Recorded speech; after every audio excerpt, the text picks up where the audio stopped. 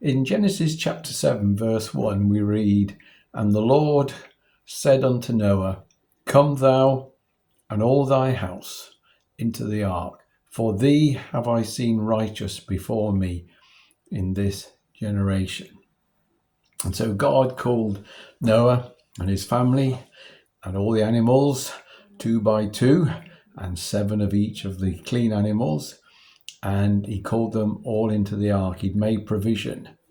The ark was made, it was very large, and if you ever Google it and find the dimensions of it, it's as large as a reasonable sized cruise liner. And there was one door and one window, and that window was at the top, so they could only look up. And so everything that happened all around they could not see. And we read on in verse 16 of that same chapter 7, "And they went in, male and female of all flesh, as God had commanded him, and the Lord shut him in." In other words, God closed the door. Noah didn't.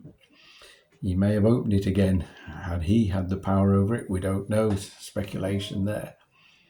And Jesus picks up the story in Matthew chapter 24, verses 37 to 39. And he says this, "But as the days of Noah were, so also will the coming of the Son of Man be. For in the days before the flood, they were eating and drinking, marrying and giving in marriage, until the day that Noah entered the ark. And they did not know until the flood came and took them all away.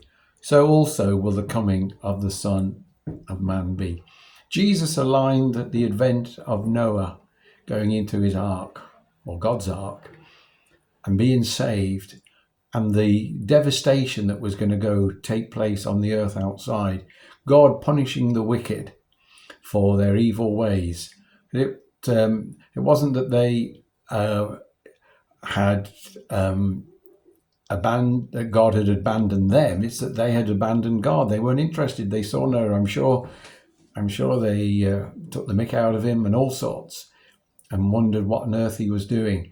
And we read previously, he was a preacher of righteousness, and they ignored him.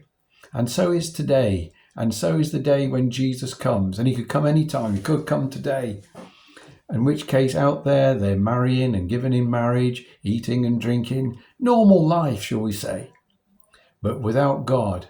And there will come a time when God will shut the door on this time. This is what we call the day of grace. And the opportunities are there for us to repent and come to him. But one day the door will be shut. God will shut it. So in the days of Noah, so in the days of the Son of Man, when Jesus Christ comes. I'm so glad that I'm in him. And I know that when that door is shut, I'm in the ark. I'm in the presence of God. I'm with him.